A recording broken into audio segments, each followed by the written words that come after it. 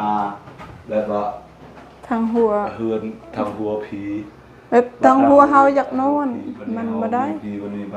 จะไปนึงเราก็หมุนไปปลองปลาเฮ็ดเด้อันนี้เฮาจงถามก่อนหน้าหัวเฮาปินทางพุ่นมันคล้ำอ๋อเฮ็ดบ่ได้บ่โดยมันปินทางหัวซุมก้อยมันบ่ได้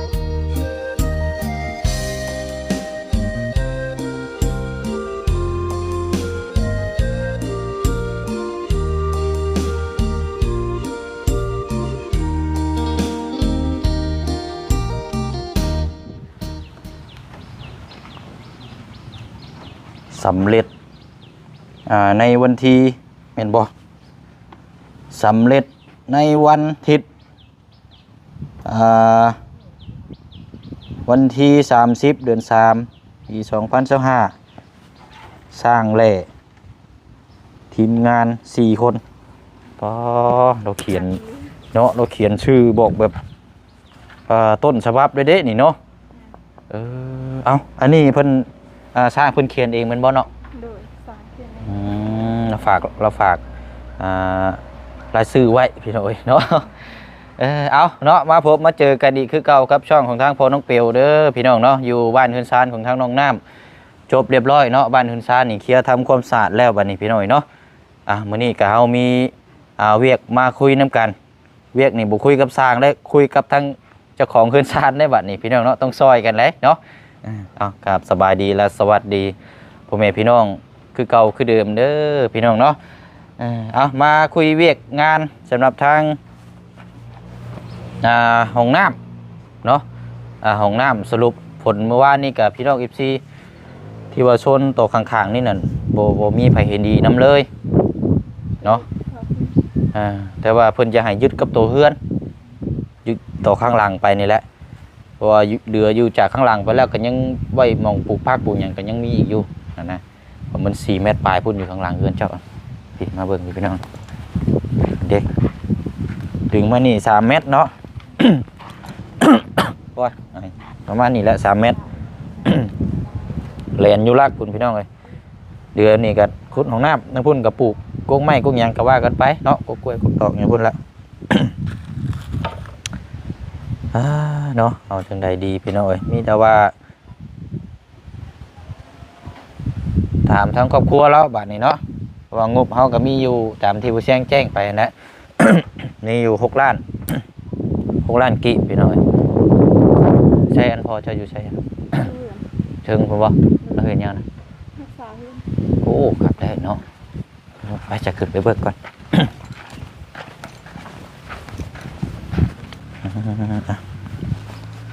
โอ้ล่างบ่น้องนี่นะที่เริ่มล่างนี่บ่โอ้น้ำใส่ยางล่างอีกทีนึงเนาะล่างนี่ก็พอแล้วบัดนี้เนาะอันแล้วก็อันสีเฮาได้เนาะหมดแล้ว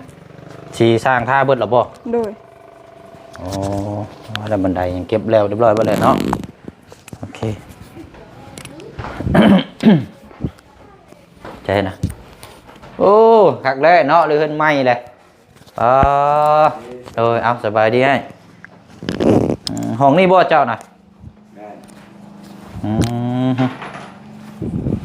โบราณก็ได้มากนี่เนาะปัดถูนี่จะน้อยแล้วก็หาคันว่ามีนั่นก็เชื่อน้ำมันมาปูเนาะเชื่อมันมาปูนี่ก็ได้แล้วนี่คันว่าล่างลายมันสิผุได้ไม่แต่ละตอนนักเรียนเจอเรียนโบราณก็ได้โบราณก็ได้เพราะว่ามื้อนั้นอันทั้งน้องน้ำล่างได้เนาะพอแล้วพอคนก็ได้เดี๋ยวไม่มันสิผุพังมอดกินยุ่งอีกได้มีแต่ว่าเขาคันว่านั่นก็เอาผ้ามาถูเอาก็ได้แต่ว่าบ่ให้ล่างนะปัดกวดนะบ่ได้เนาะทำความสะอาดแล้วเลยแล้วนี่น้องมันยังสะอาดอยู่เทิงนะเจียยังนะสูบยาอ๋อเจียสูบยาโอ้ยคนนึกว่าของดียังนะเขาว่าของดีของขังอยู่ในชาน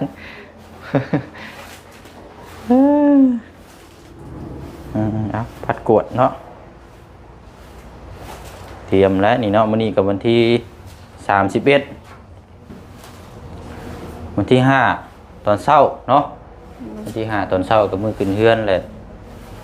โอ้ เนาะพี่น้องนี่หาลายอยู่บ่เนาะ หาหลายอยู่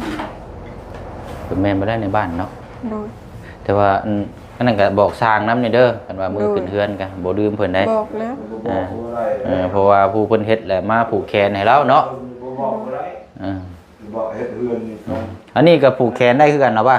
ได้หมด ได้เนาะ โดย บัดอันนั้นก็บอกสร้างเพิ่นมาแล้วก็ว่าเพิ่นเป็นผู้เฮ็ดนั่นแหละ บอกบ่ได้สร้างบอกเฮ็ดเฮือนนี่ อืม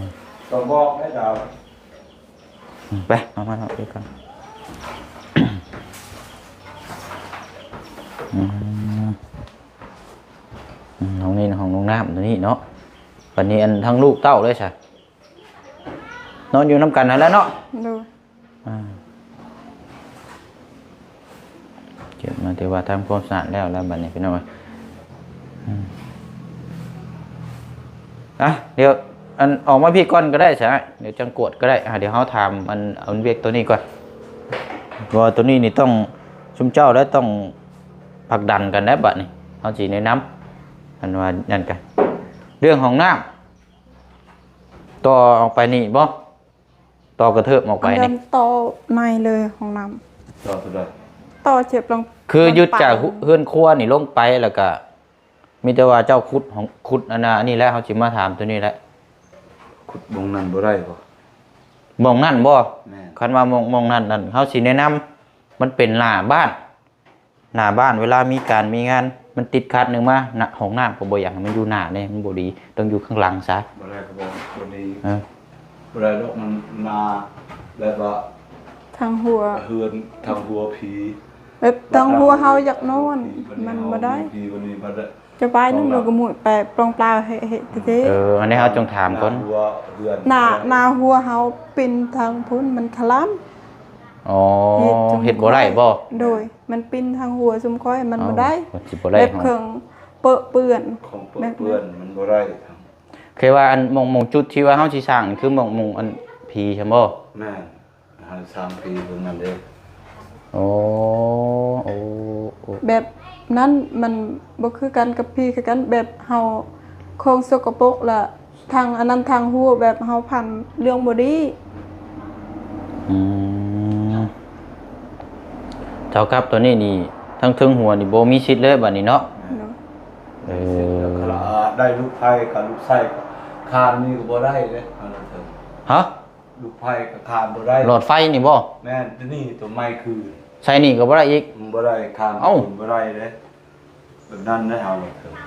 ไปนี่อะไร โอ้โหหิดคองเพิ่นกันเนาะพี่น้องอืมเท่าครับนี่ถ้าที่สร้างลงมองทางนี้นี่คือบ่ได้แล้วบัดนี้เนาะ บ่ได้แล้ว มีแต่เอาไว้ทางข้างอย่างเดียว แน่ เมื่อวานนี้พูดคุยน้ำกันอันกับข้าวแต่ว่าเมื่อนี้ถามแล้วนี่กันแต่เฮ็ดกันมันก็บ่ได้แล้วเนาะผืนกันบ่ได้แล้วเพราะว่าคือถ้าเฮ็ดอยู่ตรงข้างปุ๊บทางนี้นี่ก็เสานี่มันสิใช้แค่3ต้นเนาะแล้วมันก็ใหญ่อีก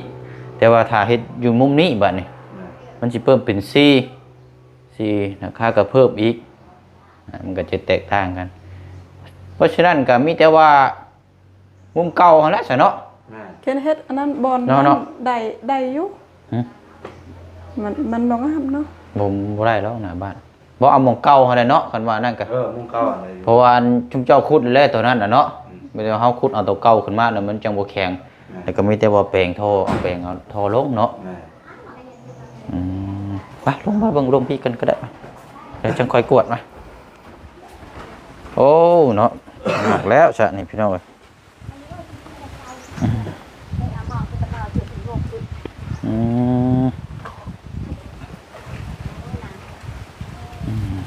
เท่ากับห้องครัวนี่ก็จักสิอยู่มุมใดเจใดได้บัดนี้เนาะคือว่าอยู่ทางนี้นั่นหมู่ทางผี แม่ แม่นบ่เนาะ แม่ บ่ได้แล้วใส่พี่น้องไว้ทางนี้นะเนาะเอาเสียงถามพี่น้องก็ว่าเห็นดีน้ำลายแต่ว่ามันก็ขึ้นอยู่กับครอบครัวเราอีกเหมือนถ้าเฮ็ดเป็นหันเป็นนี่มากก็ยากอีกเจ็บไข้เลยป่วยในครอบครัวนี่ก็ยากอีกแล้วพี่น้องเอ้ยเนาะสิ่งที่เฮามองบ่เห็นนี่ เพราะฉะนั้นก็มีแต่ว่าจุดมุมนี้แหละเนาะ แม่นเก่าเลย มันเก่าเนาะใช่อันแถวนี้แหล้วเนาะ แม่น นี่แถวนี้แหละตรงนี้แหละพี่น้องขุดตัวนี้ขึ้นมาแล้วบ่นี้หันหน้ามันหันลงไปพุ่นบ่ แม่น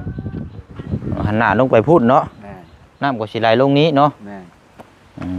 นี่ก็คือกันนะไล่คือกันซะเนาะไม่ยากแล้วจังไดมันยังเด็กยังระเบิดว่าลูกกระสุนปืนนะ แม่นท่านผู้ชายท่านโคม เนาะเอาซะเนาะมีแต่ว่าคันว่าอ้ายว่าโอเคกะหมองเก่านี่แหละเด้อ แม่น วันนี้เจ้าระลมคนได้บัดนี่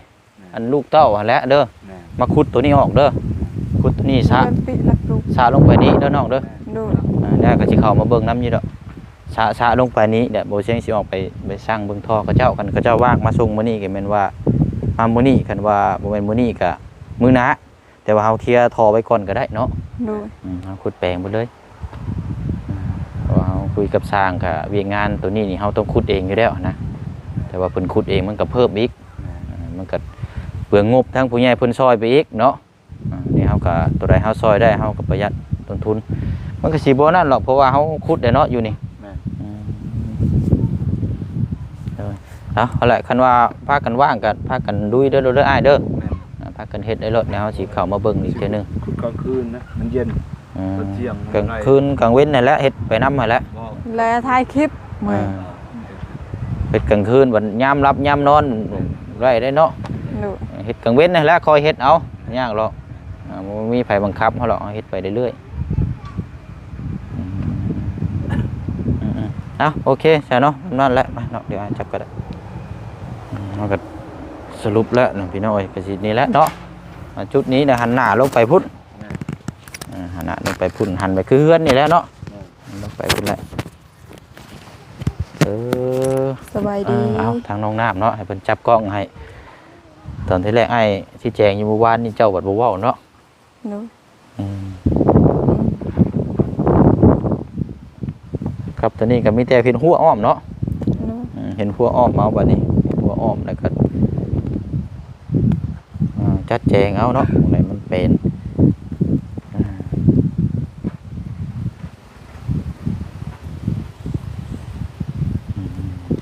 พากันกินข้าวกินน้ำแล้วบ่รอบเช้า กินแล้ว ไปพอแล้วเจ้าขึ้นไปเฮ็ดเวียกเจ้าได้ก็ได้กะเกียมบัดนี้เนาะแห่ทรายกันนั่นแหละส่วนไว้เนาะการพอเฮ็ดห้องน้ำมาแล้ว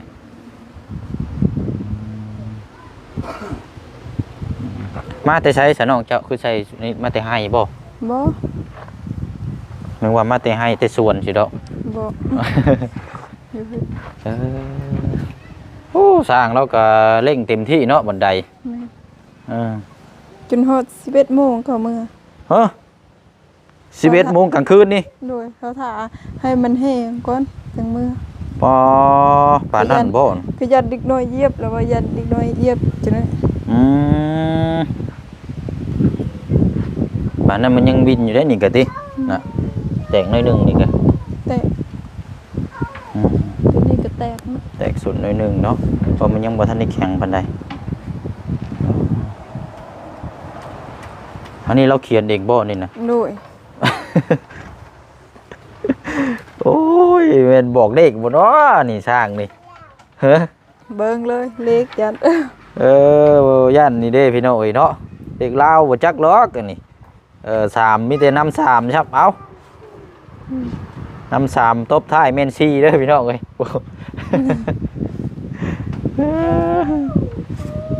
เอาก็สร้างไว้เนาะเขียนเป็นสีเป็นหยังเฮานี่เรียบร้อยไปแล้วเนาะ โดย เรียบร้อยเลยยังบ่ทันได้มีไผเข้ามาบ่เนาะ บ่เห็น เพราะว่าทั้งเบาประธานยังบ่ทันได้กลับยังก็บ่ดีนี่แหละเนาะ เปล่าจอนกับเปล่าน้อยเมื่อแล้วบ่ก็บ่เห็น บ่ลาวเมื่อวานนี่เด้ เปล่านั่นครับ บ่จอนกับเบานั่นบ่บ่เชียงรายบ่ โดย เราเมื่อกับแต่อ้ายเมื่อมื้อนั้นเลยเราเมื่อนั้นอ้ายมื้อนั้นไอ้มื้อส่งเพราะเราบ่สบาย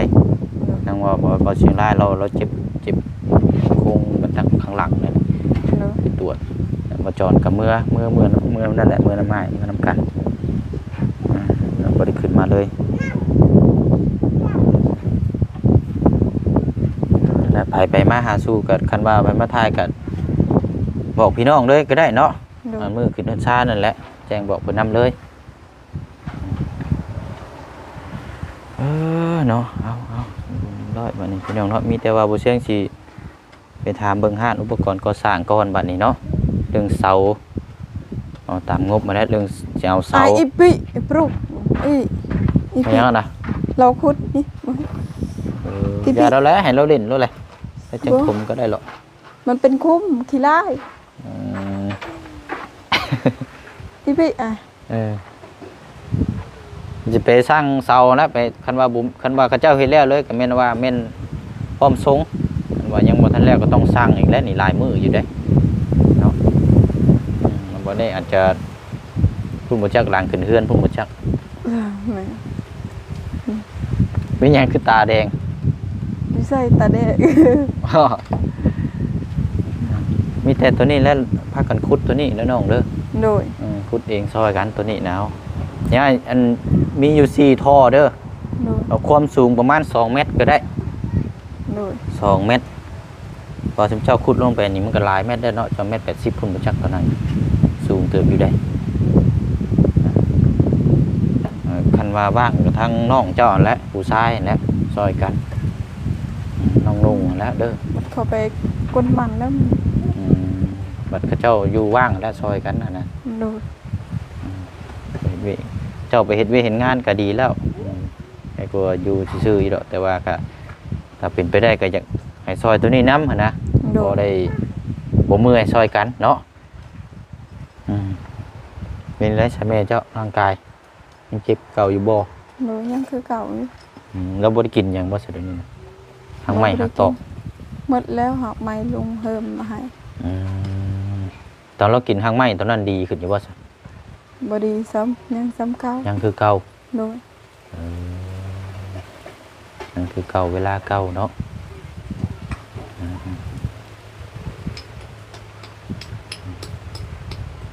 อะไรเนาะมีแต่ว่ามันบัดเฮ็ดตัวนี้พอแล้วเดี๋ยวบ่เชียงสิเข้ามาใหม่ว่าสิเข้าไปบ้านน้องปูนาก่อนบัดนี้ก็ว่าสร้างไปดำเนินการพุ่นต่ออีก รู้สึกอันนั้นเบาเข่าบ่เฮือนน้องใส่เฮือนน้องใส่ น้องชาย ค ยั อง ย บ่ ได้ยินน้องใส่โทรคอยเมื่อวานนี่เบารถชนป่าแล้ว ยังเกาะ รถชนป่าแล้ว รถชนป้า แม่ เอ้า ค่อยได้ยินน้องใส่โทรคอยเมื่อวานนี่ เมื่อวานนี่บ่ โดยเขาไปห้องหมอ เอ้าเนาะน้องชายนี่คือว่ามีแต่นั่นแท้นี่บางหันกับไผใหม่เนาะ แม่ หันมานี่บัดรถชนป้าผู้ที่ว่าอยู่น้ำเฮือนน้ำมีตู้หันบ่จักผู้นั่นบ่จักแม่ห้างหันบ่ บูดแล้วว่าป่า ก็ ป่าสิ เออ แล้วโทรพันโทรคอยเมื่อวานนี่ ประมาณจักโมงเนาะ ประมาณ7 โมง 7 โมงแรง โดย กลางคืนนี่บ่ โดยกลางคืน เป็นอยู่ได้ซะนี่เนาะตอนนี้อยู่ห้องหมอเสโปนพุ่นบ่เนาะ บางเทื่อเพิ่นเมื่อแล้ว ว่าสิบ่ตำแห้งปานใดบ่จักนี่เนาะหรือว่าจั่งใด บ่ฮู้คือกันบ่ได้ถามเลย แต่ว่าน้องไส้โทรมาหาเจ้าซั่นบ่ โดย โอ้เดี๋ยวสิแล่นลงไปเบิ่งอยู่ซะพี่น้อยเนาะจบจากบ้านน้องปุนาเพิ่นแล้วเดี๋ยวสิพวงลงไปพุ่นเบิ่งก่อนเพราะว่าทีมงานก็เพิ่นก็ลงเมื่อวานนี้เบิดเด้ว่าอยู่ทีมงานอยู่นํกันหลายคนก็สิทั่วถึงนี่รอบพี่น้อยอัปเดตเป็นมาจังได๋ก็จังว่ากันเนาะแต่ว่าโอ้ยและอาสิไปบ้านน้องปูนาก่อนบัดนี้น้องเด้อ โดย เดี๋ยวสิเข้าไปเบิ่งเสาอยู่นี่ก่อนอยู่บ้านสะแล้วนี่แหละอยู่หันเอื้อยเพิ่นอยู่นี่แหละเบิ่งเสาแล้วก็เบิ่งท่อเบิ่งหยังแหละถ้าเขาเจ้าจัดส่งได้มื้อนี้ก็จังว่ากันช่วงแดงๆบ่ายพุ่นแหละเนาะ โดย ไปใส่เด้อ โดย จังว่ากันจังคุยกันเนาะ สวัสดี เอามื้อนี้เฮาก็ได้คำตอบนํกันแล้วพี่น้อยเรื่องห้องน้ำเรื่องห้องน้ำห้องในสรุปแล้วได้เอามองนี้พี่น้อยเนาะขุดอยู่มองนี้หันหน้าลงไปพุ่น3 คูณ 2อยู่มุมนี้บ่ได้เนาะพี่น้องเนาะ เพิ่นถือผีพิษผีเนาะดำพีตามคลองอะไรพี่น้องเอ้ยเนาะสร้างอย่างปลูกสร้างอย่างไรคลองอยู่ในการเฮ็ดปลูกสร้างอย่างกันบ่ไรเนาะตามพี่คลองที่เพิ่นถืออะไรพี่น้องเนาะเขาก็เฮ็ดตามทุกคนอยู่เอาสรุปแล้วนั่นตัวนี้แคสเซิลเนาะจะมุกอยู่นี่บัดพี่น้องเอ้ยติดตามน้ำกันเนาะให้ทั้งครอบครัวเพิ่นขุดดินตัวนี้แล้วเชียงกระชอกไปสั่งสิไปเบิ่งท่อกับเสาเนาะหรือว่าดินบล็อกพวกนี้แหละพี่น้องเอ้ยเนาะไปทำนั้นละพี่น้องเนาะแต่ว่าสิได้ลำลาไปอีกคือเก่าคือเดิมหากินข้าวกินน้ำก่อนบัดนี้พี่น้องเนาะจังว่าจังคุยกันติดตามเบิ่งเป็นกำลังใจให้คือเก่าคือเดิมนะพี่น้องเด้อเนาะมีแต่ว่าคลิปนี้ขอมกขอบใจขอบคุณขอบคุณพี่น้อง FC ที่ฮักแพงเบิดสุขุสุคนคือเก่าคือเดิมพี่น้องเนาะบรรยากาศอยู่บ้านสกีพีเนาะขึ้นเมืองเซโปนแขวงสวรรณเขตเฮาเนาะรอบเช้าเนาะลมๆแน่เย็นๆพี่น้องแต่ว่าช่วงบ่ายมานี่โบเน่เนาะอาจจะร้อนก็เป็นได้เนาะติดตามน้ำกันเนาะบ๊ายบายได้พี่น้องเด้อสบายดี